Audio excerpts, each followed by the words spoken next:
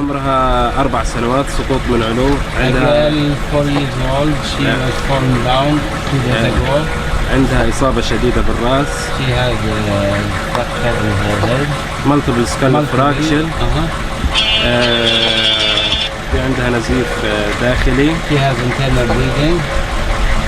هين بتفوت. اوكي.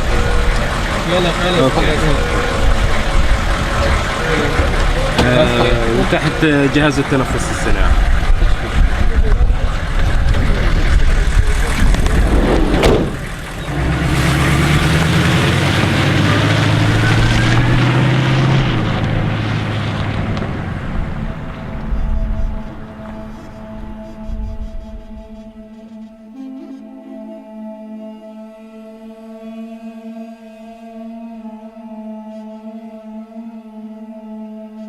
Erez crossing is a sort of unknown fortress. Your permit is not necessarily given to you. It's not a guarantee that you'll get through the crossing. Gaza, due to the legacy of de-development of the medical system, has always been dependent on referrals and references to external medical care. Around 1,000 patients each month who need to get out of Gaza for medical care, who need referrals. And in fact, the number of people who get out today is around half of that number. The complexity of the referrals abroad is starting from the very beginning in actually getting an appropriate diagnosis. And we have a lack of specialists in Gaza. And those specialists that are there are often compromised by what they're able to do because they don't have the machinery to do it. If a patient needs to have treatment outside, they first have to get a medical referral from a doctor that they cannot be treated inside the Gaza Strip. After that, they need to be able to get a guaranteed place at another health facility, whether that's in Israel, in Jerusalem, or outside in Egypt or Jordan. Only then will the Israelis actually start to process a permit. When the permit does get issued, there's only given with very short notice. Often it's less than 24 hours. And the patient, and imagine a chronically ill patient, has to move quickly to Erez to clear and to use the permit on the day they've been issued it. Only if it's life-saving medical care will you be allowed out. If you're in danger of a leg amputation or of losing the eyesight in one of your eyes, that would be considered danger to quality of life and not to life itself. And so then some of them were not even considered for application for permits. We have cases where we've had a child who needs to go for treatment outside, and it's often the parent who's not being given the permit to travel with the child. And imagine how traumatic that is for a sick child not to be able to travel with their parent that they feel comfortable with, and going through very difficult and sometimes very intrusive operations, surgery and medical follow-up. We can't even imagine this in the UK. رولا وشاح إبراهيم محمود وشاح بنتي، وجرينا يعني للتنسيق يعني لها تحويل على إسرائيل، يعني إن وأنا حطيت اسمي كأب لها عشان سني 33 سنة رفضوني. كيف شعورك إنه أنت غير قادر على إنه أنت تروح معها المستشفى ترفقها؟ كيش شعور أب يعني يسيب بنته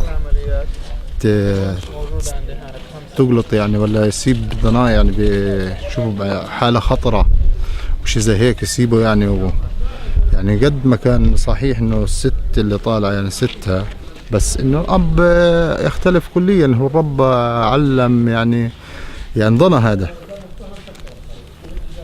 So if you're a patient in Gaza and you have, let's say, breast cancer, and you need chemotherapy, and after that more advanced types of diagnosis that don't exist in Gaza, or radiotherapy that doesn't exist in Gaza, you'll need first of all to get a medical referral.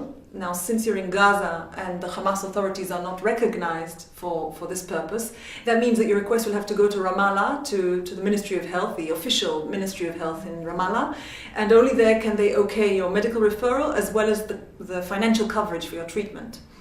After that, you can go and ask for a permit.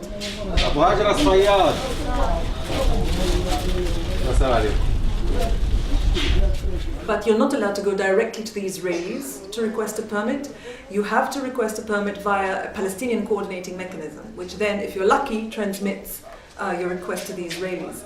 And that's where the long wait begins. After one delay begins a longer delay, because often the Israeli bureaucracy simply doesn't answer, delays your replies until you've missed 1, 2, or 3 appointments with your doctor, medical care.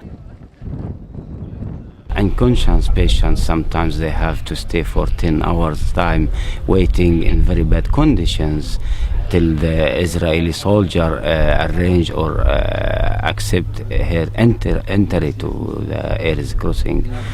هو الأفضل كأفضل يعني بتواجه ممكن مخاطر يتعب المريض، ممكن يقلل نسبة الأكسجين من عملية النقل، ممكن يصير هبوط حاد في الضغط في الدورة الدموية. هذه المخاطر اللي ممكن نواجهها. We had documented over than 80 Gazan patients who passed away because of the Israeli closure policy. It's a catastrophic situation for the Gazan patients.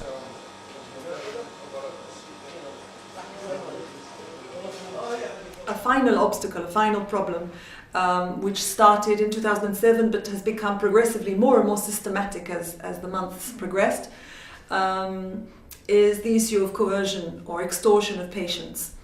What that means is that patients are now being, in many cases, called up to Erez crossing before receiving a response to their request to exit Gaza. They're being called up to Erez crossing and interviewed by the secret police. You're first asked about yourself, about your family, about things that might suggest that you might be a security threat, and then the questions become more general and you're asked about connections in your family, about who might be politically active in your family or in your neighborhood or in the refugee camp that you live in. And in the course of these interviews, you're either given to believe or told explicitly that if you provide this information, you'll be allowed to get out to medical care, and if you don't provide the information or can't, then you'll go back to Gaza.